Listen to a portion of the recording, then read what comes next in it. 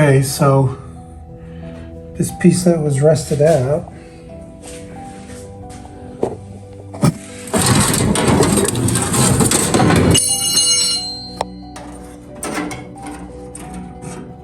I cut out this piece that was rusted out of the bed.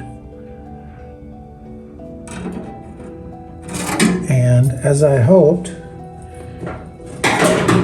the 2 inches that I cut out of the bed to tub this,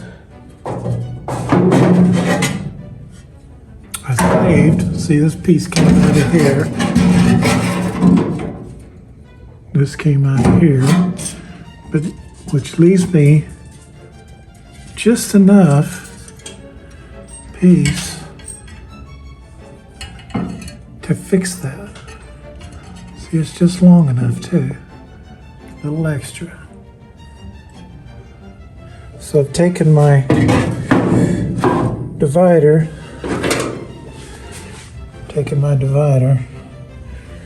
and measured how big a piece I need approximately to repair that. I'll put that on here and scribe the line. That line, so I cut it, give myself a little bit of margin, and I'll have me a piece ready made to fix that area right there. And we'll go ahead and put that in place before we continue on with the tub.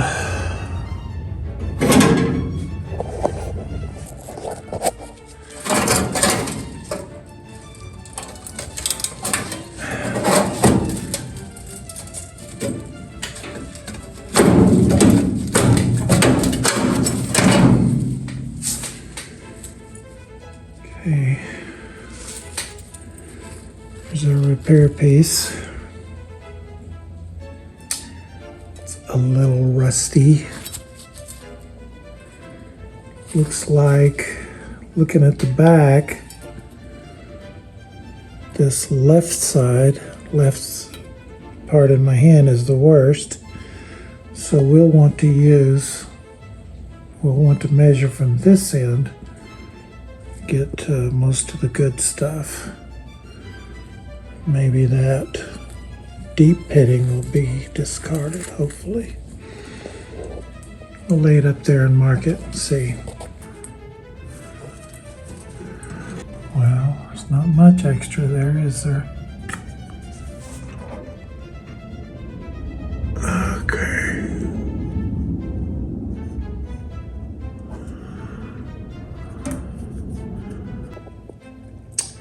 Okay, on second thought, this is pretty bad.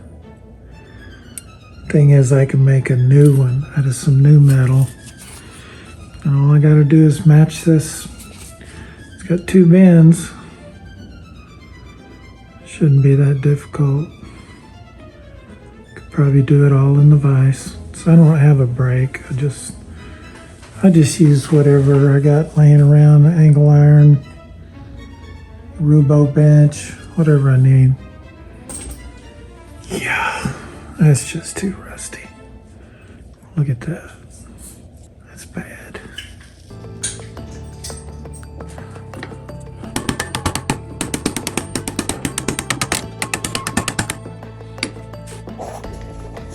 Okay, so doing this with a hammer is not the best way. A little bit tricky. But now we need to bend this way, the opposite way. So you could start going along, hitting this right here, and it would work. But it would be pretty messy. You'd have to go back and replenish this, which I probably will anyway. So if I went around and just gently bend it over and hopefully not mangle this part that's already done. What I've done in the past, I don't know about anybody else, but take like a block of wood and hit that so that the force goes on the edge without and it's spread out. It might be spread out too much. I might want to do it this way. We'll see how it goes. We'll try some of this. Could even do this.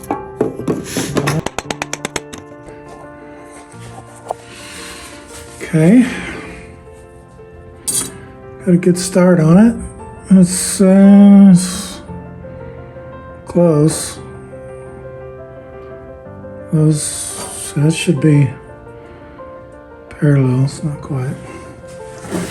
But I wanted this factory straight edge to be up here.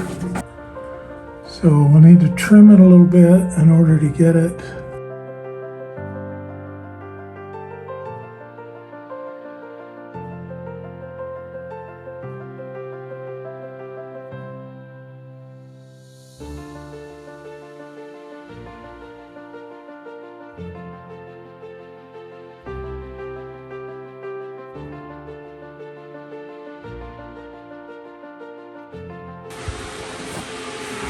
Okay, this should be a lesson in overconfidence.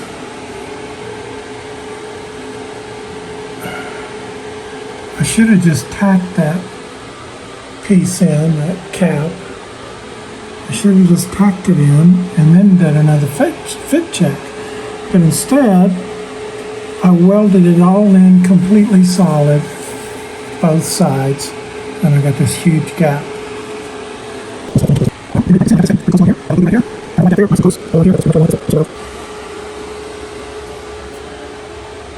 But I decided not to drop the wheelhouse down this way because that just defeats the purpose of tubbing it.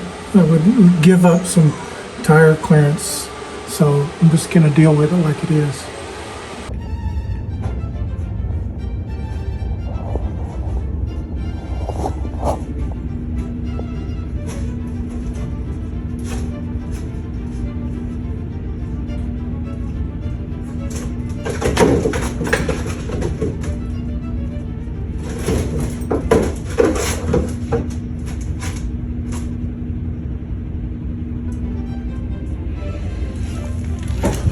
Alright, I gotta admit when I'm wrong.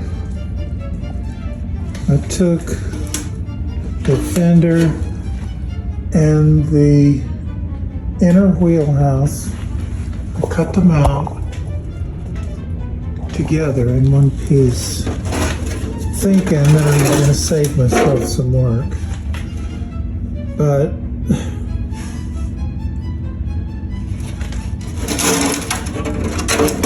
all I've done is make it harder.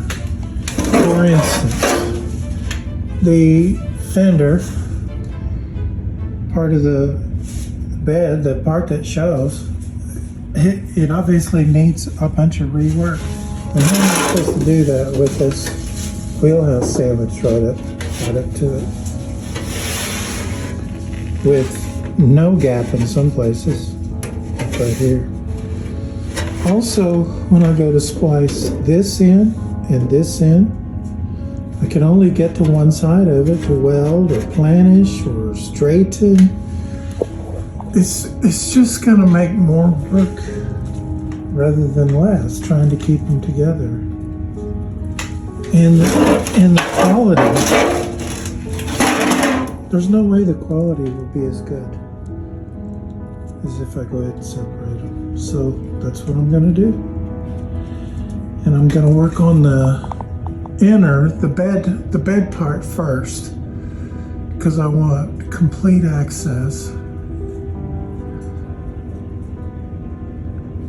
to be able to straighten and planish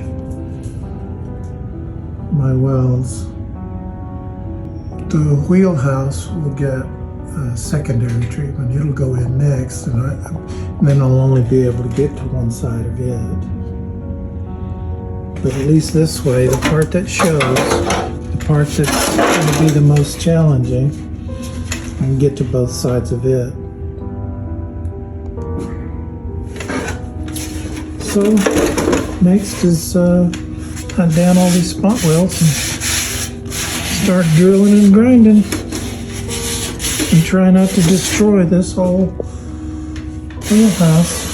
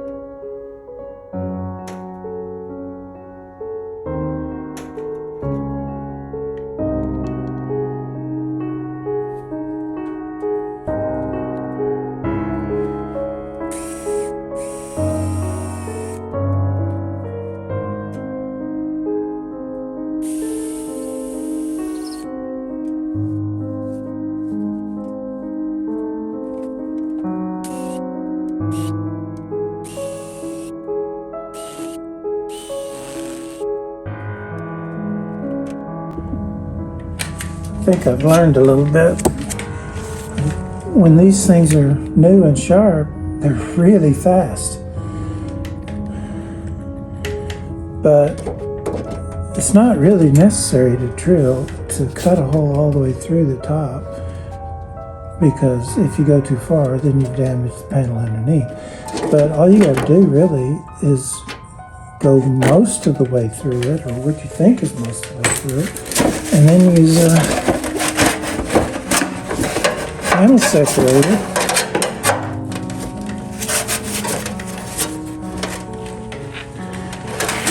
and it'll take care of the rest. Just like that.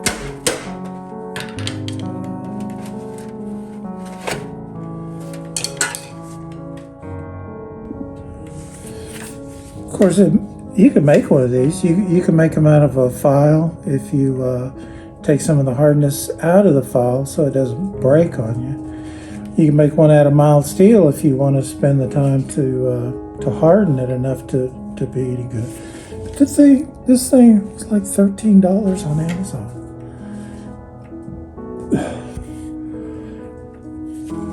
To me, that's a no-brainer.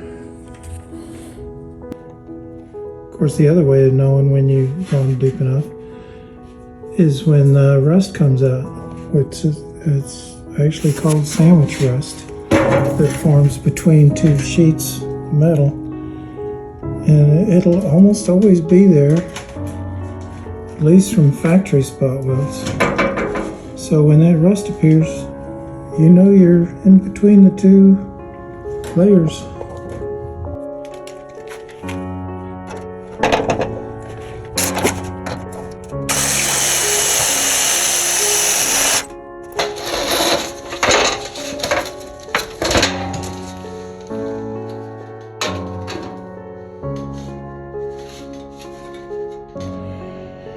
Well, that took about 30 minutes.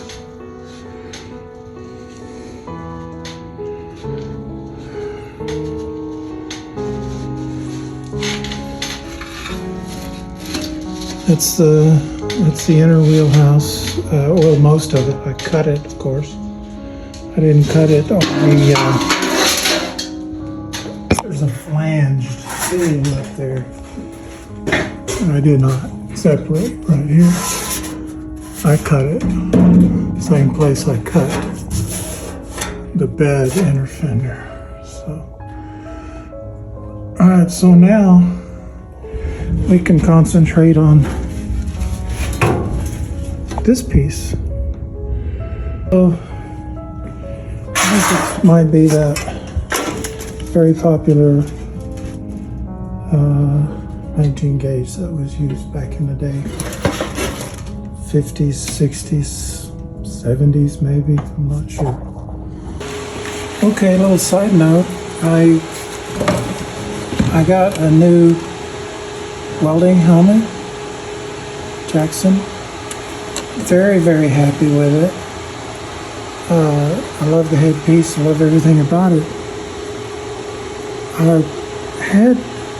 I started having trouble, and this is winter or fall, November. I started having trouble with fogging up. I'm sure it has nothing to do with a big, fat, out of shape mouth breather, anything like that.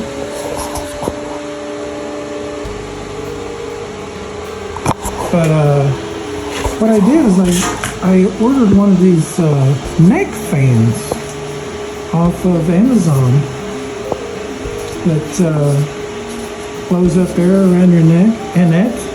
I put that on around my neck and put the welding hood. It didn't interfere with the welding hood whatsoever.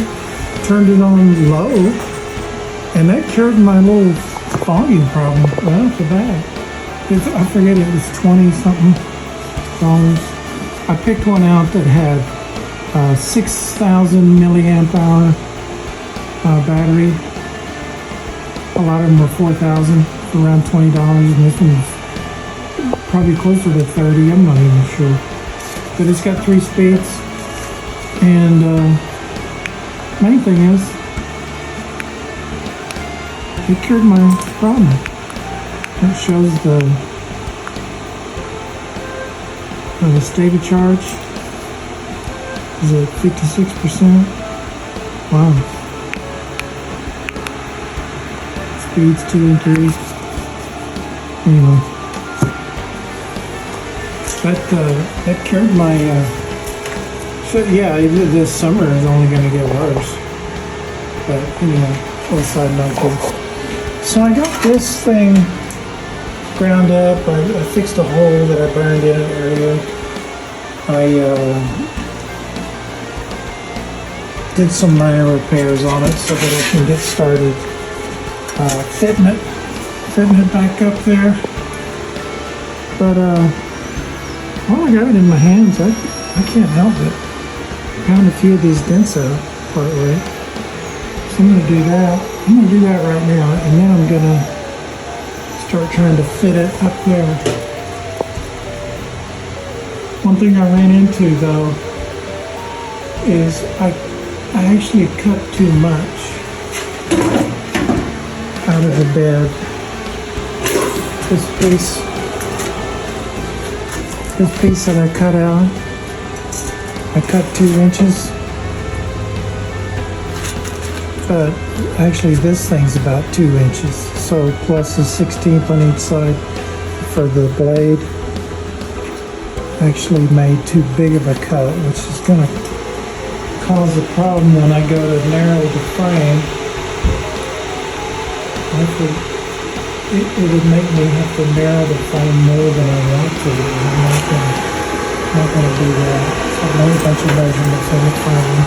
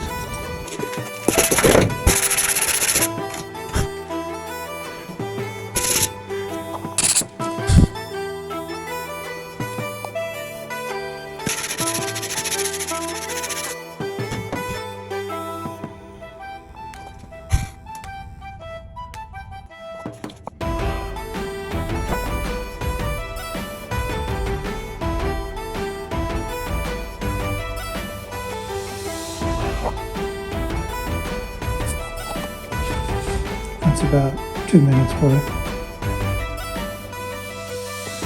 We'll call that 1, 2, 3, 3 dents. Okay, 4. 1, 2, 3, 4. And I'll give you a little progression on those as I go along. And right now, I'm using my sandbag, haha, and a ball peen hammer with the ball end. And I'm just teasing it out. Try not to make new dents or stretch in the middle.